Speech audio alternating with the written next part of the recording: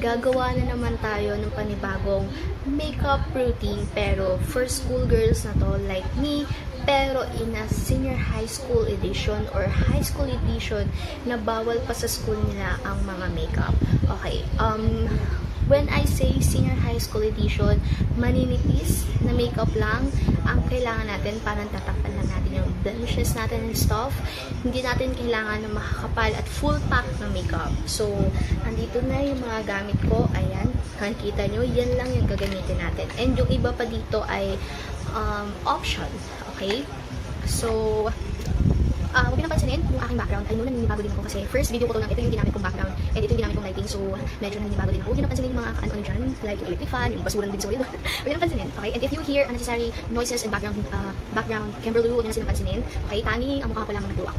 Okay, habang ng intro ko, let's move on to the video.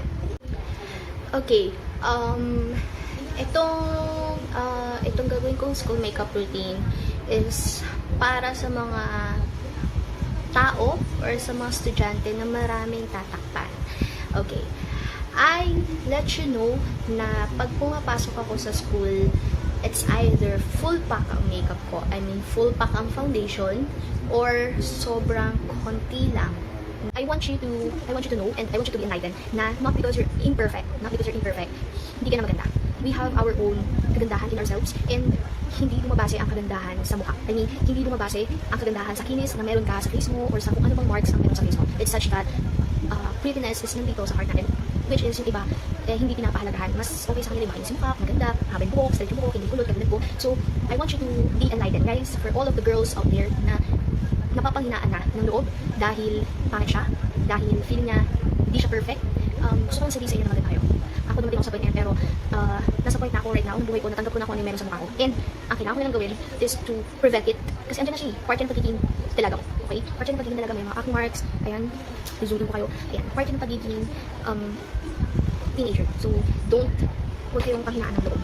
Kasi pag napanghinaan kayo ng loob, wala na, finish na. Okay? So, start loving yourself. Haba na talaga ng intro ko, mag-start na tayo. Okay? Mag-start na tayo.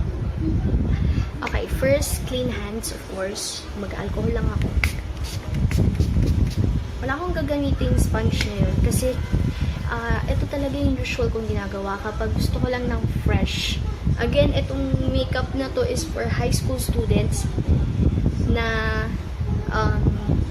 gusto lang maging presentable at ayaw ng paka. Pwede rin to sa college kung ayaw ninyo ng sobrang, alam mo yun, foundation day. So, let's start sa primer. Wait. Of course, you need to moisturize your face. You need the sunblock and moisturizer, of course. So, nag-moisturizer na ako kanina pa. So, ayan na yun. After nyo mag-moisturizer,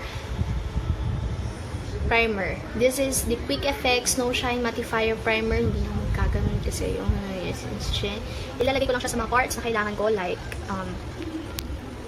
sa gilid ng nose, sa baba, dito, and sa chin, sa forehead.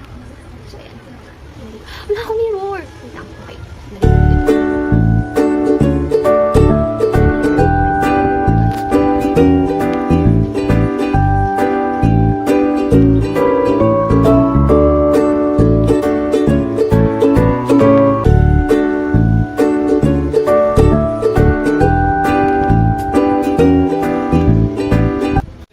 Okay, after blending your primer, let's go on sa foundation.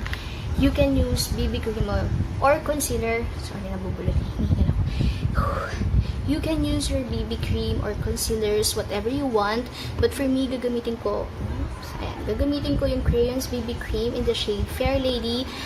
Kung dun sa first video ko, pinaghalo ko sila. Dito, hindi ko sila paghahaluin. Okay? Kasi, iba-brighten ko yung parts na mga dapat kong i-brighten. So, yun yung gagawin natin. Shake well before using it. Para maghalo yung pigment. Yan. Tatakulan yung mga aso. So, I will put this at the back of my hand, of course, as always.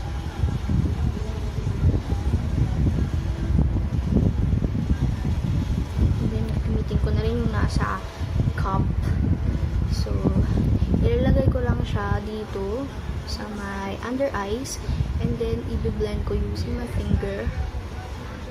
Ang dami kong nilagay. Shit, sorry. Okay.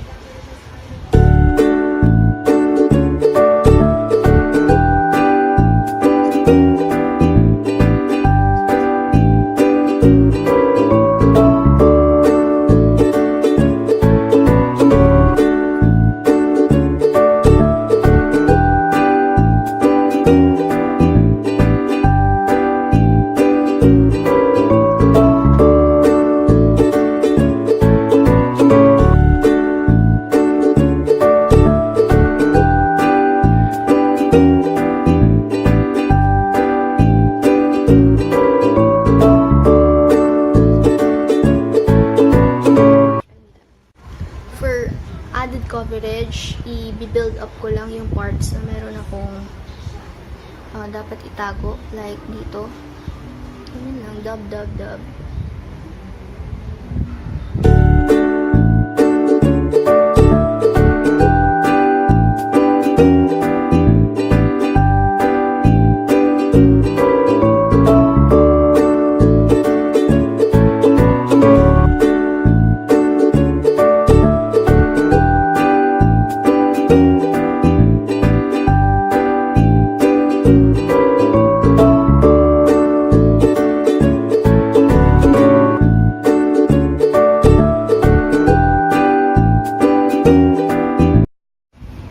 Okay, next is powder.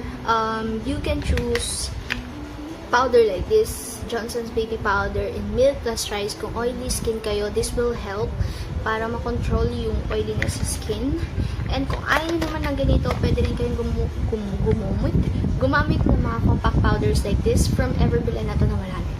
From Everbelena, the EB Matte 2-Way K Foundation. I'm in the shade Golden Beige. So, ayan siya. Gamit na gamit ko na siya. So, you can see, ayan. Nahit pan ko na. So, ito na lang yung gagamitin ko. Pero, you can choose your own, guys. You can choose your own. If you want to bake, you can use this. If not, you can use this. Maganda rin to pang retouch. Okay? Medyo dark lang siya sa akin. Actually, I choose the darker one. Para may pang, hindi naman siya sobrang puti, pero maputi siya. Hindi naman siya sa sobra, pero maputi siya. So, gagamitin ko lang to.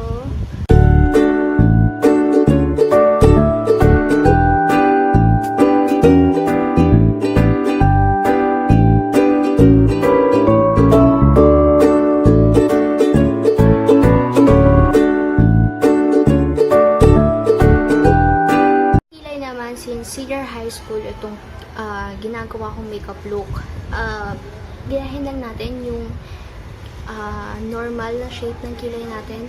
Huwag tayong mag-on flick.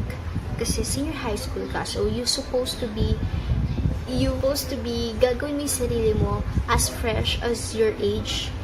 Kasi pag alam mo yun, pag sobrang pakak ng makeup mo and hindi na umaakma dun sa age mo, nagmumukha kang matured. So, ayaw natin magmukha matured. Gusto natin magmukha fresh na. Okay. So, for kilay, gagamitin ko to from Miniso. From Daiso pala. From Daiso. 88 pesos ko lang siya nabili. And meron na siya, ayan, meron na siyang pencil. Meron din siyang spoolie just in case wala ka pang spoolie. And ito yung gagamitin natin. You can use other pencils na nabibili like sa Crayons, sa Everbelena, Nichido, ano ba? Sa Detail Makeover, meron din silang pencil yung mahabang ganyan. Tapos may spoolie na rin. Pero hindi siya retractable. Tasa siya. So, I just fill in this sparse area sa kilay ko. Susundin ko lang talaga yung shape ng kilay ko. Hindi ko dadagdagan ng arco or what. Susundin ko lang.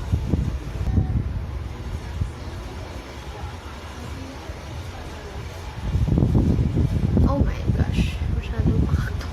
Ito talaga, pasaway talaga tong kilay na ito eh.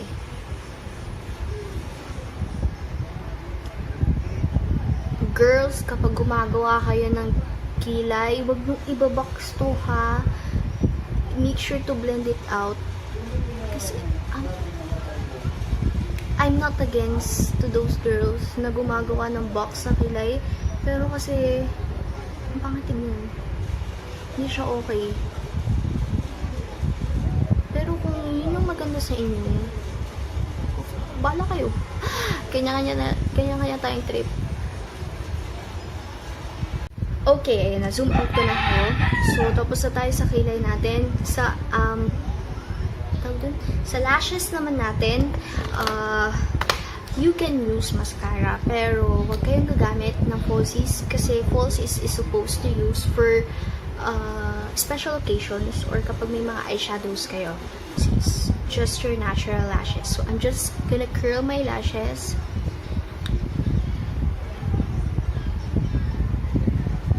Gagawa pa ba ako ng KK kit for school? Kasi parang almost kung ano naman yung ginagamit ko right now. Actually, kung ano yung ginagamit ko, yun lang naman yung nasa loob ng KK kit ko. Parang hindi ko na kailangan gumawa. Pero sige, gagawa pa rin ako ng KK kit. But, hindi ko sisiguraduhin na ma-upload ko siya before pasukan. Kasi, yung mga naka-line up na tayo na videos. Naiyak ako. Na sungkit ko yung mata ko.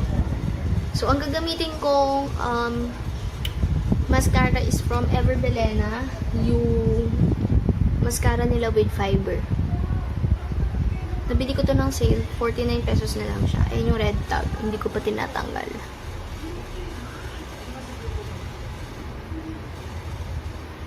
Piniisakot na yata nila to. So, try to find na mas mura dito. Meron Careline, meron ding Everbelena. Yung power curl nila, hindi ko siya nadala. So, ayan. Para lang magmukhang buhay, magmukhang gising ang ating mga lashes. Next, sa blush. Kung trip ninyo maglagay ng tint sa pisngi, do it before kayo maglagay ng foundation kasi mas madali siyang i-blend. And kapag nahulas na yung foundation ninyo, mas parang, you know, parang fresh ka pa rin kasi merong tint underneath of your foundation for your BB cream. So, hindi ako mahilig maglagay ng cheek tint sa aking cheeks. Usually, powder lang talagang ginagamit ko. CC Soft Touch blusher in the shade number 3. Pero ang gagamitin kong blush is this one. Kasi, hindi heavy yung gagamitin kong lipstick. So, yun yung gagamitin ko. Top of the excess, and then lalagay ko siya dito muna. Ayan, diba? Sobrang pigmented. And then, tsaka ko siya ilalagay paunti-unti dito. Ilalagay ko rin siya dito sa top ng cheeks ko. Dito.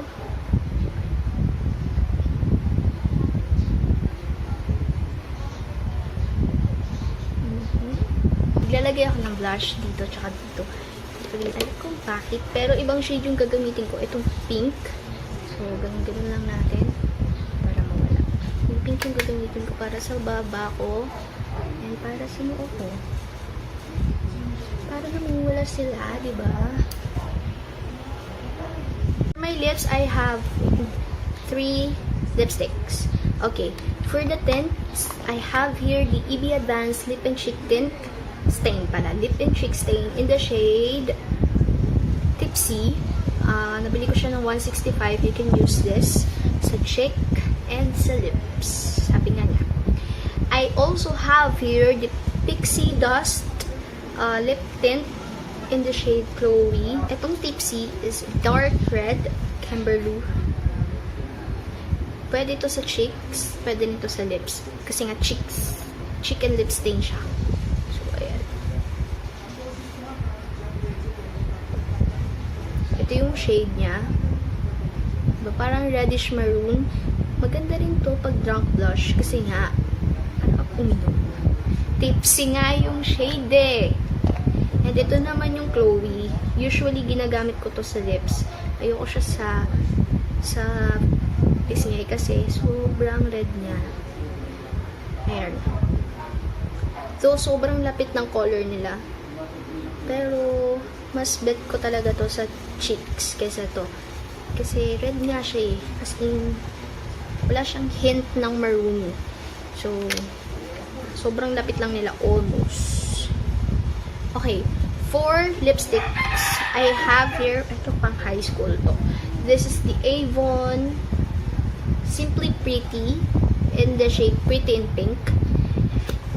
Hindi ko ito madalas ginagamit nung nag-college na ako. Pero nung senior high, gamit ko siya. So, ito yung shade niya. Pink talaga to. As in pink. Diba? Kaya, hindi yan niya ako fan. Kasi pink siya. Pero, kung mahilig kayo sa pink, you can use this. Pero, dap. Ganun lang. And, meron din ako dito yung EB Vera Magic Lipstick with Vitamin E. Sobrang tagal na nito sa akin. Ayan siya. And, magda-dark siya maya-maya. Kala nyo kakulay lang? Then, dark yan mamaya. Meron din ako ditong lipstick from Daiso. Yeah, I think Daiso to. Yes. I have also lipstick from Daiso. Ito yung 75 or 85 pesos sila na tatluhan nasa plastic. Ito yung shade number 1. Yung dalawa nito nasa kaibigan ko. So, ito siya. Orange. Nude orange. Pero may glitters.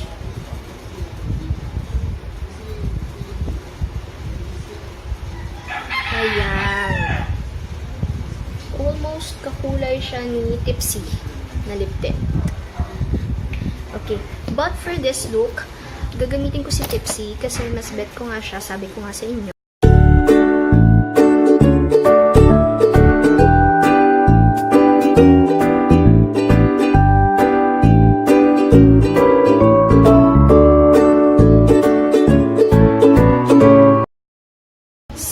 Ito na yung final look, guys.